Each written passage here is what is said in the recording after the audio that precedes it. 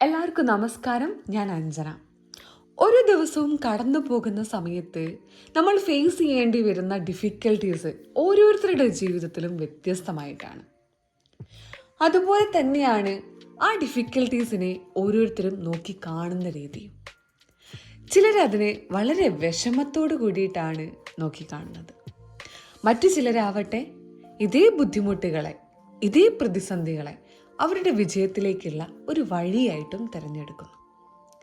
ഇതെങ്ങനെയാണ് നമുക്ക് മുന്നോട്ടേക്ക് വിജയത്തിലേക്ക് എത്തിക്കാൻ വേണ്ടിയിട്ട് സാധിക്കുക? ഓരോരുത്തരുടെയും ചിന്താഗതികൾ എന്തുകൊണ്ടാണ് വ്യത്യസ്തമായിട്ടിരിക്കുന്നത്? അതിനെ എങ്ങനെയാണ് നമുക്ക് മാറ്റിയെടുക്കാൻ വേണ്ടിയിട്ട് സാധിക്കുക? ഇതിന് എന്തെല്ലാം കാര്യങ്ങൾ നമ്മൾ അറിഞ്ഞിരിക്കണം? തുടങ്ങിയിട്ടുള്ള കാര്യങ്ങളൊക്കെയാണ് ഇന്നത്തെ ഈ ഒരു വീഡിയോയിലൂടെ നമ്മൾ ഡിസ്കസ് ചെയ്യാൻ പോകുന്നത്. ഏറ്റവും പുതിയ ഈ ഒരു വീഡിയോയിലേക്ക് നിങ്ങളെല്ലാവരെയും സ്വാഗതം ചെയ്യുന്നു. നമുക്കിത് ഒരു ചെറിയ കഥയിലൂടെ തുടങ്ങാം. പട്ടണത്തിൽ താമസിച്ചിരുന്ന ഒരു കുട്ടി, അവനെ നമുക്ക് രാമു എന്ന് വിളിക്കാം. രാമുവിൻ്റെ അവധിക്കാലത്ത് അവൻ്റെ മുത്തശ്ശനെ കാണാൻ വേണ്ടി നാട്ടിലേക്ക് വന്നു. കൂടുതൽ സമയവും അവർ രണ്ടുപേരും കളിച്ചും കഥകൾ പറഞ്ഞുമൊക്കെ നടന്നു.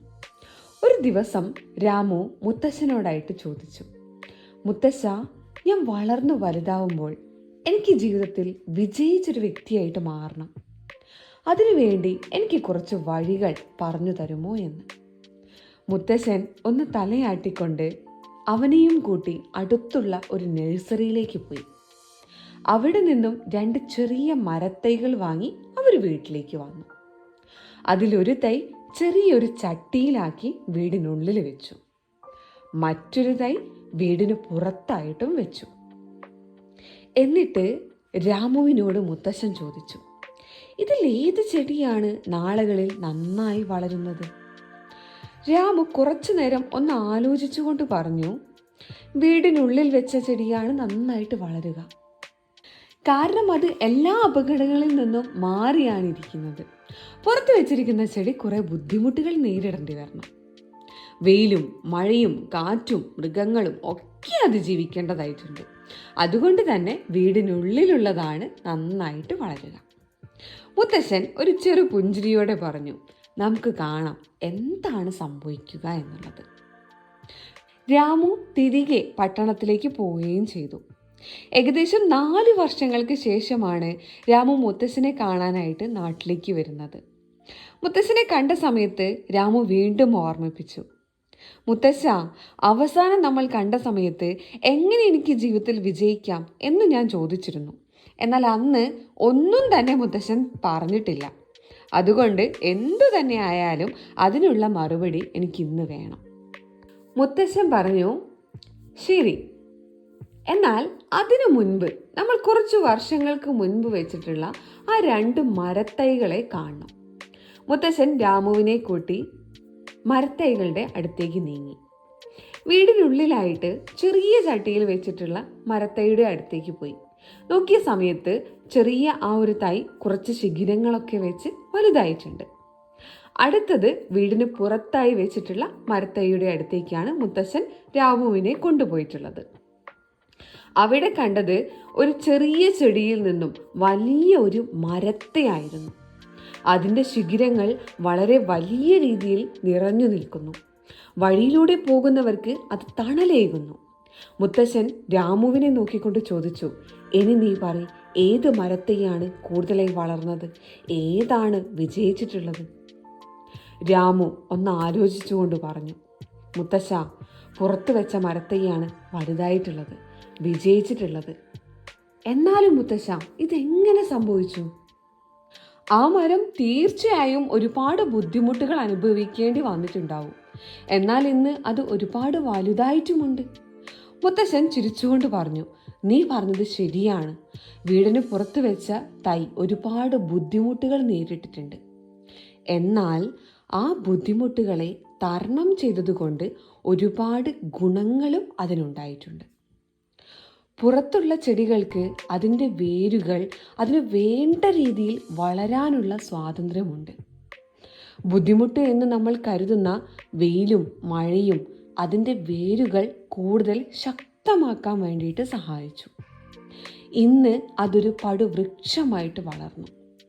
ചെറിയൊരു കൊടുങ്കാറ്റിനൊന്നും അതിനെ തകർക്കാൻ പറ്റാത്ത രീതിയിലേക്ക് അത് വളർന്ന് പന്തലിച്ചിരിക്കുന്നു. എന്നാൽ വീടിനുള്ളിൽ വളർത്തിയ മരത്തൈയാവട്ടെ ഇന്നും ചെറുതു തന്നെയായിരിക്കുന്നു. കാരണം ഇതുവരെ അതിന് മഴയോ വെയിലോ ഒന്നും നേരിടേണ്ടി വന്നിട്ടില്ല. മുത്തശ്ശൻ രാമുവിനെ നോക്കിക്കൊണ്ട് പറഞ്ഞു, നീ എപ്പോഴും ഓർമ്മയിൽ വെക്കേണ്ട ഒരു കാര്യമുണ്ട്.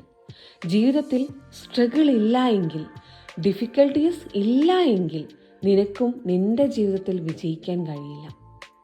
എപ്പോഴും കംഫർട്ടബിൾ ആയിട്ടുള്ള തീരുമാനങ്ങളാണ് നീ തിരഞ്ഞെടുക്കുന്നതെങ്കിൽ നീ നിന്റെ കഴിവിനൊത്ത് വളരുകയില്ല. എന്നാൽ നീ കഷ്ടപ്പെടാനും പ്രയാസങ്ങളിലൂടെ കടന്നു പോകാനും തയ്യാറാണെങ്കിൽ നിനക്ക് അസാധ്യമായത് ഒന്നും തന്നെയില്ല. അതുകൊണ്ട് തന്നെ പ്രശ്നങ്ങളെ ഒരിക്കലും തടസ്സങ്ങളായിട്ട് കാണരുത്. അവയെ വിജയത്തിലേക്കുള്ള ചവിട്ടിപ്പടികളായിട്ട് കാണണം. രാമു ഒരു ദീർഘശ്വാസം എടുത്തുകൊണ്ട് ആ പടർന്നു പന്തലിച്ച ആ മരത്തെ നോക്കി മുത്തശ്ശൻ്റെ വാക്കുകൾ അവൻ്റെ മനസ്സിൽ മുഴങ്ങിക്കൊണ്ടേയിരുന്നു.